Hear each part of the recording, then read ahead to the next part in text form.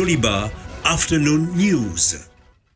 Au Mali, l'an 1 de la chute du régime d'Ibrahim Boubacar Keïta, que faut-il retenir de cette journée? Plus de détails dans ce journal. La zone dite des trois frontières encore endeuillée. Durant l'après-midi de ce 18 août 2021, une trentaine de civils tués. À l'international, aux États-Unis, Biden affirme qu'il était impossible de quitter l'Afghanistan sans une forme de chaos. Mesdames et messieurs, bienvenue au journal sur Joliba TV News. La zone dite des trois frontières encore endeuillée. Durant l'après-midi de ce 18 août 2021, une trentaine de civils et 14 gendarmes ont été tués dans l'attaque d'un convoi en provenance de Dori pour Arminda au Burkina Faso. Le nombre de blessés est estimé à 30 personnes. 58 terroristes ont été neutralisés par les forces de défense aidées par des volontaires. Un deuil national de 72 heures à compter de ce jeudi 19 août a été décrété selon les informations. Pour rappel, c'est au moins 37 civils qui avaient perdu la vie au Niger lundi 17 août dernier suite à une attaque par les djihadistes présumés. La zone ciblée concerne l'ouest du pays, un village de la région de Tillabéri, proche du Mali, ont indiqué les sources. 18 août 2020, date de la chute du régime de l'ancien président Ibrahim Boubacar Keïta. Cette chute n'est pas issue du néant. Suivons cet élément.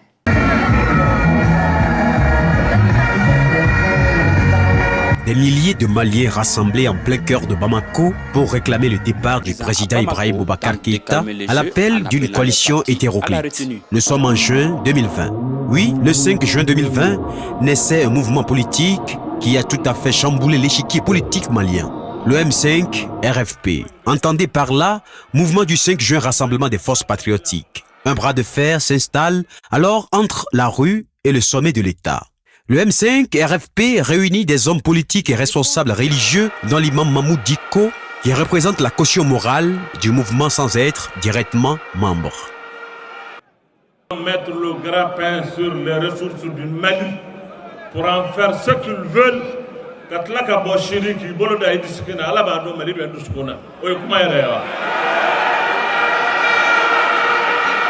Mahmoud Dicko est souvent représenté par Issa Kaoudim, son porte-parole et coordonnateur de ces masses.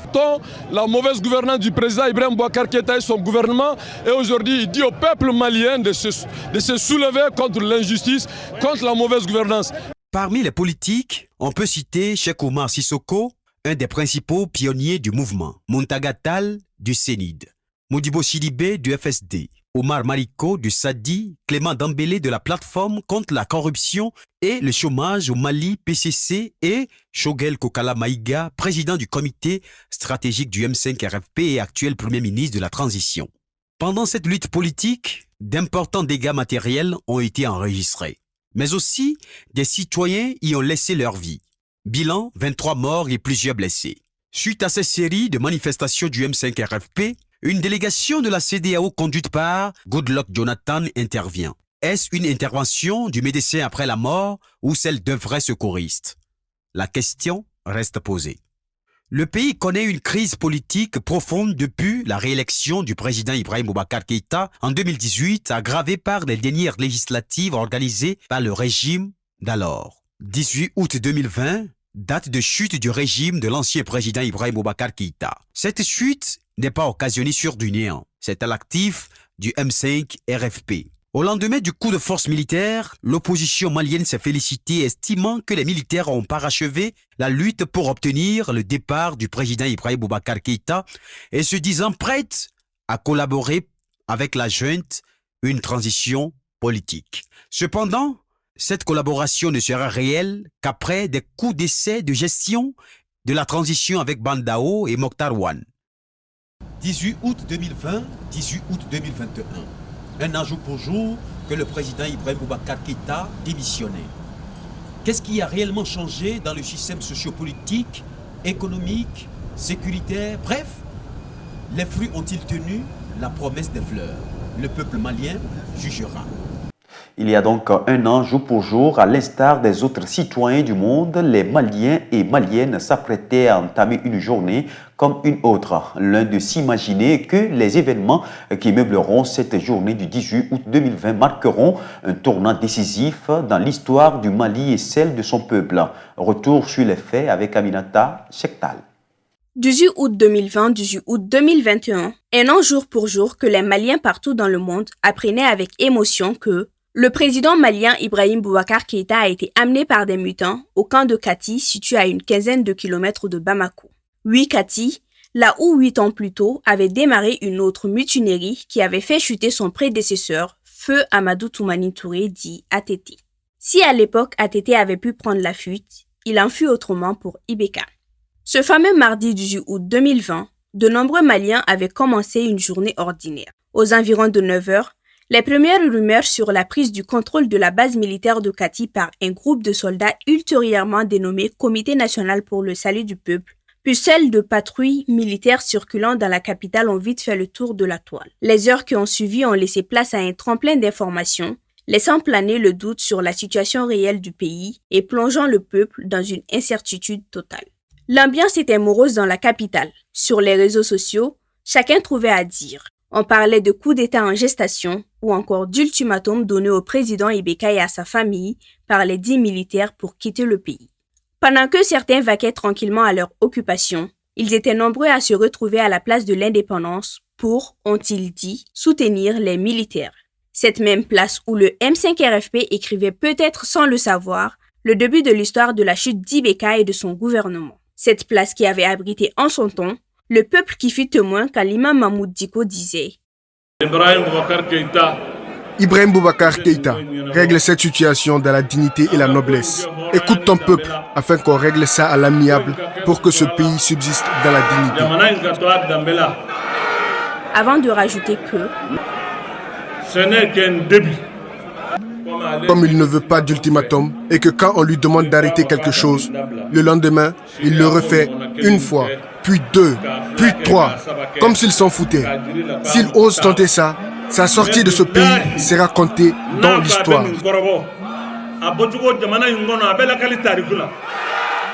Au cours de cette même journée, des responsables politiques et des membres du gouvernement, parmi lesquels les ministres de la Défense, de la Sécurité, le chef d'état-major et le président de l'Assemblée nationale sont arrêtés dans la foulée.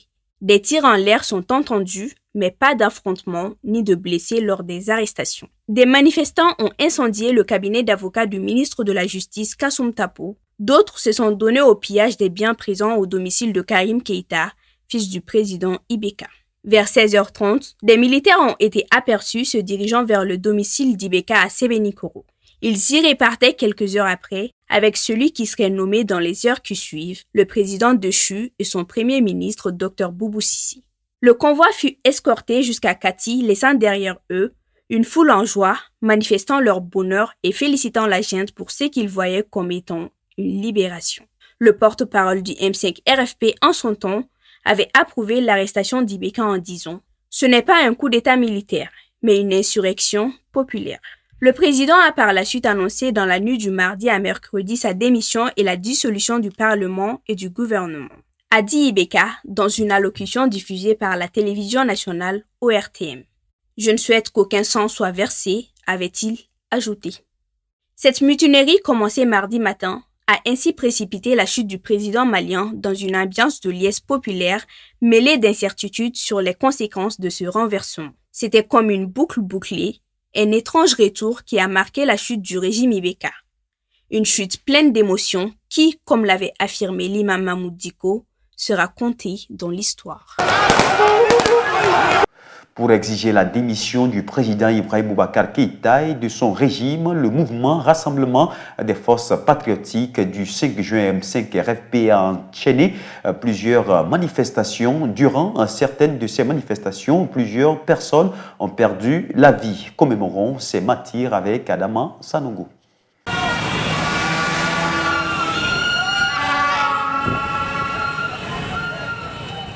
Le pays est paralysé. Plus rien ne marche.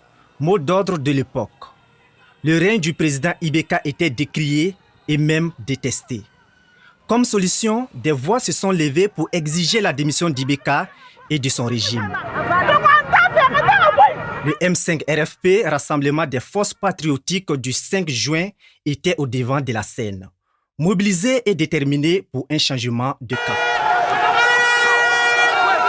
Comment faire donc pour détrôner un président démocratiquement élu et qui était d'ailleurs à 3 ans de la fin de son règne?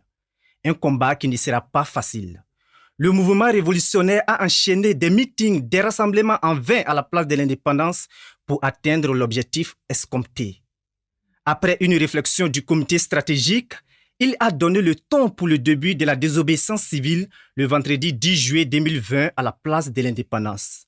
Dès lors, des manifestations se sont enchaînées les 10, 11, 12 juillet à Bamako et dans certaines régions du pays. Une grogne sociale qui a enregistré des pertes en vies humaines.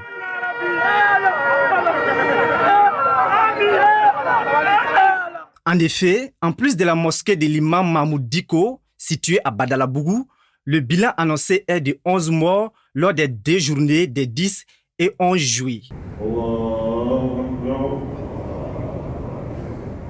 Mais les responsables du M5 RFP évoquent un bilan de 23 personnes tuées. Pour calmer la tension, les leaders du M5 RFP ont promis aux familles endeuillées et au peuple que justice sera rendue. Jusque-là, le dossier reste en tâtonnement après 1 an. Qui sont les responsables de ces crimes? Qui a ordonné de tirer sur le peuple? Qui ont été arrêtés? Ils ne seraient que les premiers suspects. Jusque-là, personne. Aujourd'hui, presque la moitié de ces leaders siègent au sein de la transition. Pourquoi donc cette affaire tourne au ralenti? Oubli ou négligence? Les questions restent posées.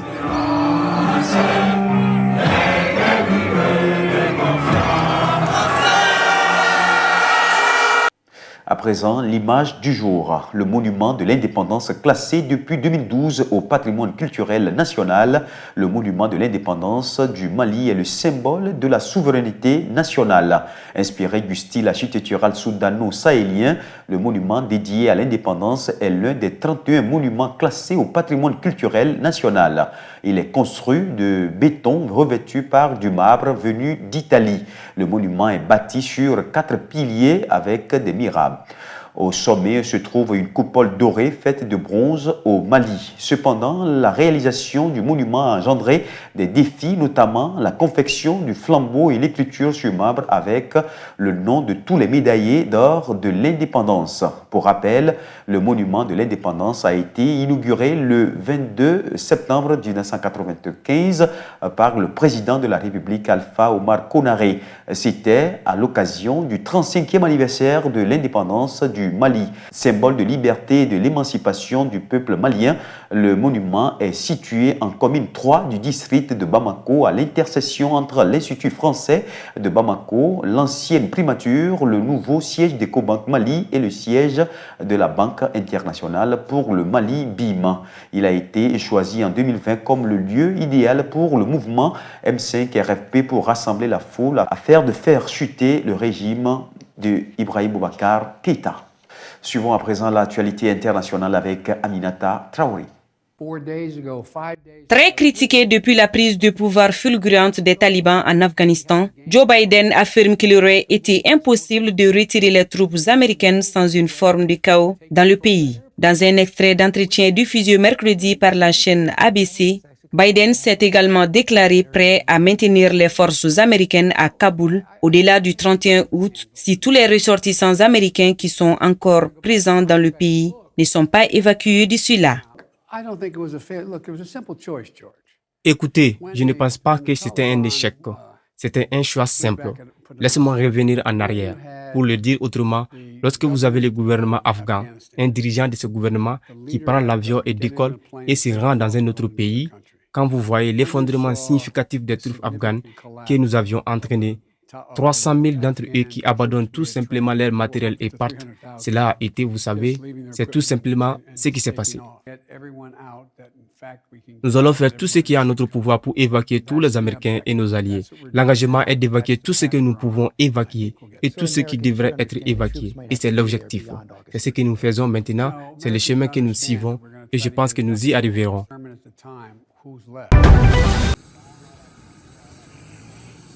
Les Haïtiens attendent désespérément de l'aide après le séisme. Des personnes laissées sans abri par le tremblement de terre qui a tué quelques 2000 personnes ont exprimé leur colère contre le fait que l'aide gouvernementale ait tardé à arriver 5 jours après la catastrophe, laissant de nombreuses personnes sans eau ni nourriture. Le Premier ministre Ariel Henry, qui s'est rendu par avion pour visiter la ville la plus touchée des Cayes, en Haïti, peu après le séisme de magnitude 7,2 de samedi 14 août, avait salué la dignité dont faisaient preuve les survivants et promis une arrivée rapide de l'aide. Mais après une autre nuit de pluie, les habitants des Cayes se sont plaints du peu d'aide sur le terrain. Des dizaines de personnes se sont présentées à l'aéroport local pour demander de la nourriture après l'arrivée d'un hélicoptère transportant des fournitures, selon les témoins.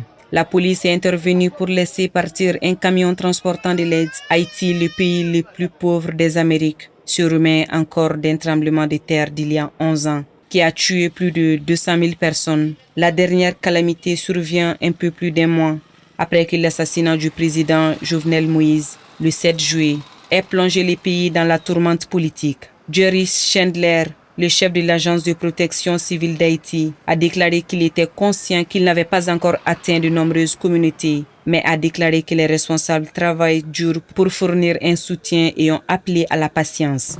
Il y a au moins 600 000 personnes nécessitant une aide humanitaire et 135 000 personnes déplacées, a déclaré Chandler, ajoutant que l'objectif était de fournir de l'aide à tous ceux qui en ont besoin.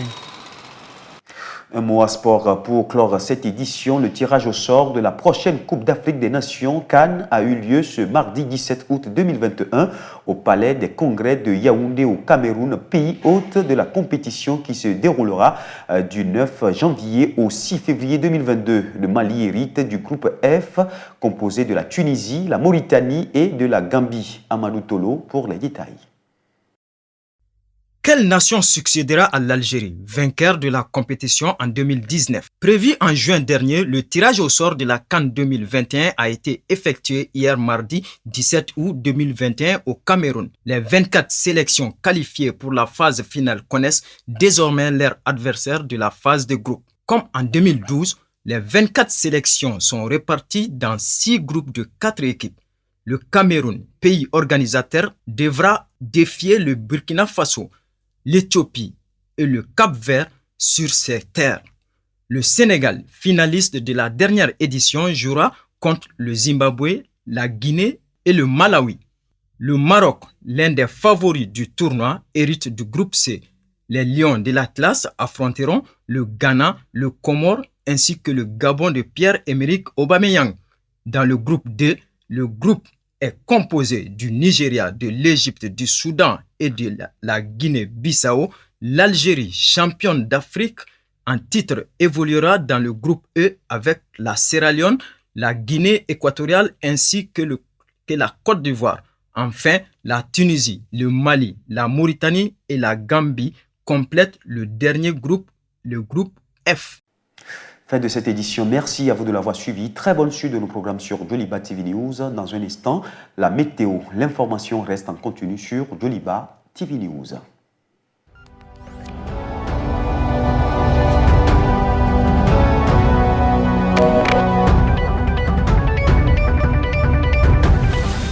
Joliba Afternoon News.